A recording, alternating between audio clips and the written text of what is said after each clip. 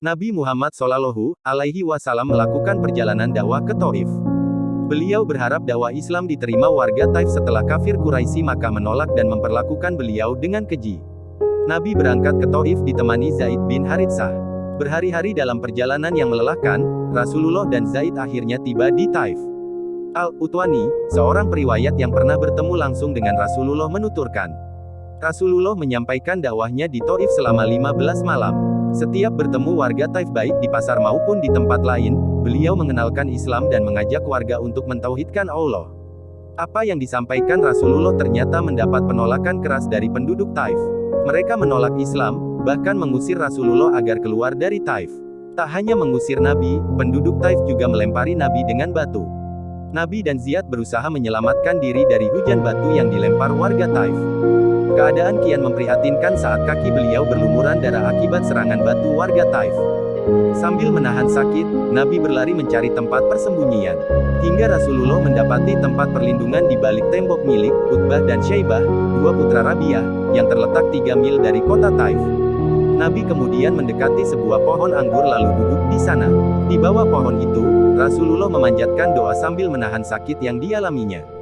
Ya Allah, aku mengadu kepadamu atas lemahnya kekuatanku dan sedikitnya usahaku serta kehinaan diriku di hadapan manusia. Engkaulah Tuhan semesta alam, pelindung orang-orang yang lemah dan Engkaulah pelindungku. Kepada siapa hendak Engkau serahkan diriku? Kepada orang yang jauh yang menyerangku ataukah kepada zat yang dekat yang mengatur urusanku? Asalkan Engkau tidak murka kepadaku, aku tidak peduli. Aku berlindung terhadap cahaya wajah-Mu yang menerangi kegelapan dan karenanya membawakan kebaikan bagi dunia dan akhirat, dan kemurkaan-Mu yang akan Kau timpakan kepadaku. Engkaulah yang berhak menegur hingga berkenan padamu, dan tiada daya dan upaya selain dan Engkau. Nabi tidak menyadari ketika diperhatikan oleh dua putra Rabi'ah tersebut. Keduanya pun memanggil Adas, seorang hamba beragama Nasrani yang mengabdi pada mereka, untuk mengambilkan anggur dan makanan. Ketika anggur diberikan kepada Rasulullah, beliau mengucap kalimat Bismillah dan memakannya. Adas pun kaget karena tidak pernah mendengar ucapan itu sebelumnya. Karena penasaran, ia pun bertanya kepada Rasulullah tentang Yunus bin Matta. Lalu Rasulullah menjawab, dia adalah saudaraku, seorang nabi, demikian pula dengan diriku. Jawaban Nabi itu membuat Adas memeluk Islam. Nabi menolak tawaran malaikat Jibril. Ketika hari gelap, Rasulullah dan Zaid keluar memutuskan untuk kembali ke Makkah.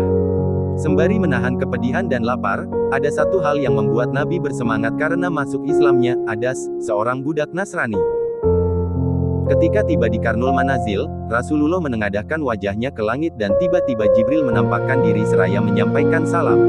Allah mengutus Jibril bersama malaikat penjaga gunung yang menunggu perintahnya untuk meratakan Al-Ahasyabain, dua gunung di Makkah, yaitu Gunung Abu Qubais dan yang di seberangnya, Qoiqaan, terhadap penduduk Taif. Wahai Muhammad, Tuhan mengizinkanmu untuk menimpakan dua gunung itu pada penduduk Taif. Bagaimana jawaban Nabi? Beliau justru menolak tawaran Jibril itu. Jangan, siapa tahu Allah akan mengeluarkan seseorang yang mengucapkan kalimat La ilaha illallah dari rahim mereka, jawab Rasulullah. Ketika beliau bertekad kembali ke Makkah untuk memulai lembaran baru, Zaid bin Haritsah mempertanyakan keinginan Nabi itu.